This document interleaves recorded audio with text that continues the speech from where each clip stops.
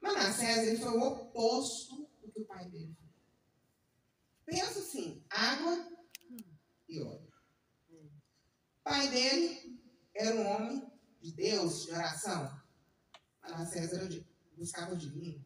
A Bíblia fala goleiro. Né? O pai servia a Deus de coração. Ele servia a tudo quanto é demônio, tudo quanto é Deus pagão que ele podia achar na frente. O pai consultava o profeta do Senhor. Manassés consultava feiticeiros e médicos. Então, o pai jogou, né, derrubou os lugares altos, poste de ídolo, né? O filho foi lá, ergueu. Voltou a idolatria, voltou o culto a Baal, voltou a passar a criança pelo fogo, passou o próprio filho.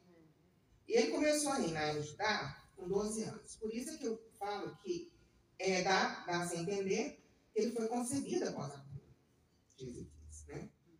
E Ezequias, ele não precisava da cura para ter certeza do favor de Deus, mas a misericórdia de Deus foi tanta que concedeu a ele o milagre da cura, mesmo sabendo, porque Deus sabe tudo, que ele geraria um filho ímpio. Ainda assim, e que esse filho ímpio levaria o povo a uma degradação sem precedentes. Mas Deus foi misericordioso. Um legado maravilhoso. Né? Aquele povo, eles seguiam igual um rebanho. Qual coisinha? O que o rei fazia. Então, se o rei andava reto, o povo andava reto. Se o rei era idólatra, cheio de culto pagão, o que o povo fazia? Seguia também. Voltava às práticas pagãs. E aqui me chamou a atenção uma coisa muito séria. Nós estamos falando da campanha dos filhos, né? Nós estamos até orando uns pelos filhos dos outros. Né? Irmãos, quando a liderança de um lar falha, os filhos são movidos. Nós já temos uma natureza pecaminosa. E os filhos são movidos a ter tendência a um caráter mau. Que foi o que aconteceu aqui. Ezequias foi um homem extremamente reto diante de Deus. Mas ele não preparou o filho dele para suceder. Ele poderia ter preparado aquele filho dentro dos caminhos de Deus. Mas ele foi falho nisso. Como ele era muito abençoado, ele foi fazer alianças políticas e tudo, e ele falhou em deixar uma herança real que seria o filho seguir o caminho de Deus. E isso custou muito aquele povo. Né? Só o currículo ele, filho de Manassés, porque esse nome eu não recomendo muito. E acabou sendo assassinado. Então, é dever dos pais ensinar, falar de Deus para os filhos. Quem tem os filhos pequenininhos, ótimo. Quem tem os filhos maiores, é nosso dever. Nós temos que amar falar de Deus. Eu adoro quando está o meu filho e minha nora lá em casa, porque a gente gosta muito de conversar sobre isso. A gente gosta muito de trocar experiências que eles vivem lá na igreja deles, com as minhas experiências aqui. Experiências que a gente vive nas nossas, quando você está no secreto, em oração, sabe? Eu gosto, eu falo, já falei aqui para vocês que lá em casa foi o oposto, né? Antes, o povo fala que é mãe de joelho, filho de pé. Não, em casa foi filho de joelho, mãe de pé. O meu filho orou, faz 10 anos que eu converti. Se eu estou aqui hoje, é por causa das orações dele. Né? Entendeu? E assim, nós amamos conversar, trocar experiências. Isso não só fortalece o nosso relacionamento interpessoal, quando nós falamos com os nossos filhos de Deus, como fortalece a nossa intimidade com Deus, nosso relacionamento com Deus. Né? Eu tinha uma mágoa muito profunda no meu coração, que me amargurava, e Deus usou a pastora Lídia para uma pregação. Aquilo ali foi subindo, eu fui chorando, e aquela mágoa foi embora. Quando eu saí daqui sem medo, quando eu decidi que eu queria buscar o batismo do Espírito Santo, eu fiquei fazendo jejum de 10 dias e orando de madrugada. E aí, eu sentada na cama, falei, falei, Senhor, o que falta em mim para te agradar, para que o Senhor venha me batizar? Eu quero tanto a sua presença. Eu tenho uma fome, uma sede tão grande. Aí o Senhor me ensinou no meu coração. Orar para aqueles que te perseguem. Eu comecei a chorar e falei, me ajuda. E eu senti como se ele estivesse segurando a minha mão. Irmãs, eu chorei da madrugada até o dia de feriado e fui liberando o perdão dessas pessoas e orando por elas. Oro até hoje. Pessoas que hoje eu tive a oportunidade, uma delas é minha sogra, tive a oportunidade de auxiliar quando estava internada e doente. Ela não pronunciava sequer meu nome. Deixa, é só nós dois aqui, pai e filho. Fica quietinho no seu canto. E aí eu consegui, e posteriormente, realmente, eu fui batizada no Espírito Santo. Aleluia. Por isso que eu digo que nós ainda sempre estamos em obra. E aí, quando Manassés se humilhou, Deus foi lá. O resgatou. Esse amor desse Deus perdoador. Que ele não aguenta um coração aquebrantado diante dele. Aleluia. Jesus está esperando só uma oportunidadezinha para apagar todas as nossas iniquidades, nossos pecados e nos conduzir para o caminho dele. Então, a nossa vida vai refletir. Nós vamos olhar para os nossos irmãos com um olhar que ele nos olha. Olhar de amor, olhar de paciência, olhar de perdão, olhar de benevolência. E ainda que nós morramos, descansaremos e escutaremos a voz dele, dizendo assim, vinde, bendito do meu Pai. Aleluia. Amém. E essa recompensa não é porque nós merecemos, não. Mas é porque ele morreu na cruz. Glória a Deus. Amém. Deus seja louvado. Foi porque ele fez um reinado maravilhoso. Ele não foi criado, ensinado a adorar aquele Deus. Ensinado a adorar da maneira certa, ele conhecia pouco das Escrituras. Né? Mas ele sentiu um amor tão grande por Deus dentro do coração dele, que ele adorava esse Deus. E ele, nesse ponto, eu acho ele parecido com o rei Joás. Quando ambos foram coroados na infância, né? E ambos resolveram promover a restauração da casa do Senhor. Para adorá-lo. Né? Como um desejo assim, de uma verdadeira adoração no meio daquele povo que tinha sido levado para a idolatria, para o pecado. Né? Agora, o que ele não esperava nessa obra de restauração toda é que o livro da lei fosse encontrado.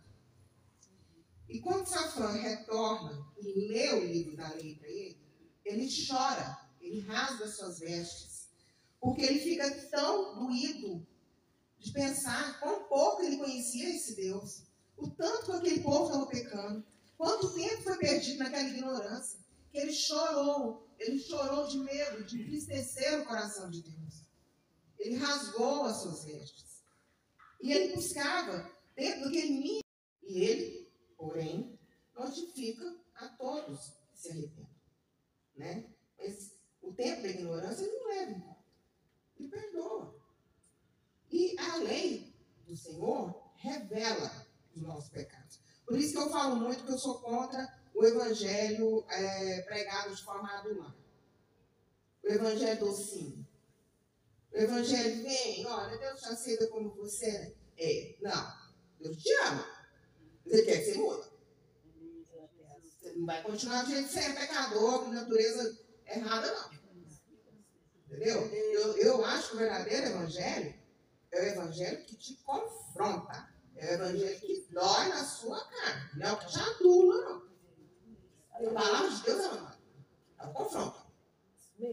Mas ela também é reta.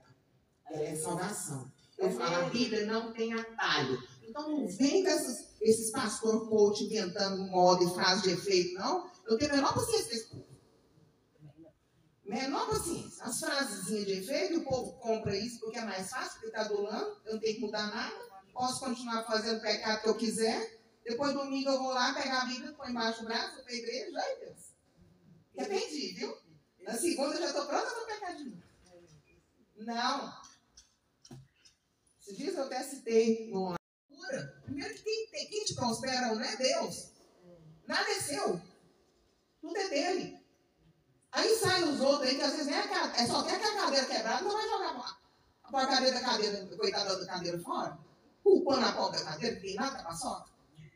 Entendeu? Então assim, o povo compra. Por quê? Porque você não tem que mudar nada. É fácil. É fácil demais. E nós estamos vivendo dias que está assim disso. Tem uma outra doidinha aí, uma adolescente aí, que todo mundo morre de inveja de você. Compra um copo Stanley. O que tem a ver? Onde que o copo Stanley vai mudar? E às vezes quem está ali comprando essa ideia dela lá, tá com a vida toda arrebentada, o povo vai ter inveja de gente com vida difícil. Pra quê, gente? Não. Então a lei do Senhor, ela revela os nossos pecados. Mas a palavra do Senhor também nos santifica. Amém. E Josias sentiu-se enternecido, se humilhando diante de Deus. Ele era um verdadeiro adorador, apesar de não saber direito como adorar. E essa é uma lição também para nós. Nós temos que buscar a melhor forma de adorar a Deus. Muitas vezes a gente vai orar, a oração vira uma petição. Só pede. Nessa, no estudo disso tudo também, o que me chamou a atenção? Existem várias pessoas como Josias que adoram o Senhor, mas não sabem como adorar. Adoram, amam, confiam. Né? É um exército que está aí. Onde que a gente alista esse povo com esse exército? Dentro da igreja? Eles estão soltos no mundo. Por isso é que eu frisei, nós temos que amar falar de Deus. Nós não temos que nos acovardar, de ter vergonha de falar de Deus. Fala de Deus dentro da sua casa, fala de Deus no seu trabalho, fala de Deus na faculdade, fala de Deus com a sua vizinha, fala de Deus. Muita gente não vai gostar, não vai entender, mas nós estamos mostrando fidelidade e levando a palavra de uma salvação. Entendeu? A quem às vezes está ali com o coração enternecido por Deus, quer saber, quer conhecer mais desse Deus, às vezes um pouquinho que você chega, um pouquinho que você conta, um pouquinho que você fala, essa pessoa já vai começar a trabalhar. É uma sementinha. É uma sementinha que você planta. Eu tenho uma prima que ela é cardiacista. E ela estava muito doente, internada, problema renal sério. Aí eu fui lá, né? Aí um dia orei com ela. E ela dormiu, realmente. Ela estava na CUTI e ela dormiu. E no outro dia ela teve alta. Eu curei? Não. Foi Deus. Aleluia. Que me usou para levar aquela sementinha para estar no coração dela. E Deus foi lá e a resgatou. As pessoas têm essa mania também de falar, eu orei e fui curado, então eu sou, uma das escolhidas. Não. Você é no máximo chamado. E no dia final, qual que é a frase? Muitos os chamados ou os escolhidos. Então, tem muita gente precisando baixar a bolinha e acha que põe a mão e curou. Não, quem cura é Deus. Nós não somos nada. Repito, somos pó. E Deus falou a Josias quando ele se humilhou, né? A fidelidade dele havia sido aprovada, que ele não veria o juízo que viria sobre aquele povo, né? Deus o recolheria antes. Né? E muitos de nós também tem muitos de nós sendo recolhidos antes de ver o grande dia. Mas muitos de nós também veremos o grande dia, que o noivo vai voltar. Nós somos a noiva, a igreja é a noiva de Cristo. Quem aí lembra do seu tempo de noivado? Tempo de namoro, de noivado, bom, né? Você fica naquela euforia para encontrar. Você se arruma toda, põe a melhor roupa, passa o melhor perfume, as mulheres caprichadas na maquiagem, e fica naquela ansiedade para encontrar. Igreja, nós estamos nos comportando como noivos, a noiva de Cristo, para encontrar o noivo, porque ele está voltando. Ele está chegando. Os dias estão acabando. Então é hora de fazer o quê? De enternecer nosso coração. Nos humilhar perante Ele. Rasgar nossas vestes de vergonha, de pecado, de erro. Chorar diante dEle. Do único que pode enxugar toda a lágrima. Do único. O livro da lei, irmãos, está à nossa disposição. Nós, graças a Deus, temos acesso à Bíblia. Nós temos liberdade de cultuar. Né? Então, graças a Deus, nós temos isso. Temos um livro que tem que ser a nossa bússola para a eternidade. Ele não tem que ficar ali e só ser usado uma vez por semana. Não. O tempo de adoração, o tempo de ler a Bíblia, o tempo de meditar na palavra de Deus, ele tem que ser inegociável. Tem um livro do pastor Luciano Subirá que fala que até que nada mais importe. É até que nada mais importe. É ele que tem que estar em primeiro lugar. Então, a hora que eu acordo, não é o WhatsApp, não é o Instagram primeiro. Não, é o meu momento com ele. Porque foi ele que me permitiu o milagre de acordar. Aleluia. Então, o que eu tenho que fazer? Tirar aquele momento. Vou ler a palavra do Senhor. Vou, como diz a missionária Rejane, né? Ruminar. Então, eu vou encerrando, querendo dizer a vocês. Eu passei um pouquinho por tempo, desculpa. Querendo dizer a vocês, irmãos, vamos falar de Deus. Vamos levar a palavra de Deus. Vamos buscar aqueles que estão aí, ó, vagando. Muitas vezes batendo cabeça aqui e ali, ó, sem saber como encontrar esse Deus. Sem saber como adorar direito. Batendo cabeça adorando imagem. Batendo cabeça indo por conversa desses pastores vazios, não tem conhecimento da palavra. Vamos buscar, vamos ler, vamos levar a palavra de Deus. Eu encerro conclamando vocês para junto comigo fazer isso. Porque o rei está voltando. Amém. Agradeço a vocês. Glória a Deus. Nossa, esse amor, essa confiança. E nós não podemos perder a oportunidade de falar de Deus. Né? Manassés, ele foi um dos piores, e acho que um dos mais sanguinários reis de Judá. Mas quando ele se viu preso, levado, congelado para a Babilônia, né, cativo lá, o que ele fez? Ele lembrou. Ele lembrou do Deus, do Pai dele. E o que ele fez? Ele se humilhou. Ele se prostrou, ele chorou, ele se arrependeu e foi aí que Deus o encontrou. Aleluia, Jesus. Aí Deus foi lá no buraco. Quantas vezes isso aconteceu com a gente? Quantas vezes? Porque às vezes a gente está perdidinho. Deus vai lá no buraco. Mentira. Mas eu vou falar aqui. O Espírito Santo está impulsionando, ele segue. Eu mesmo, quando entrei aqui, quem me conhece desde quando eu entrei, olha o que eu mudei.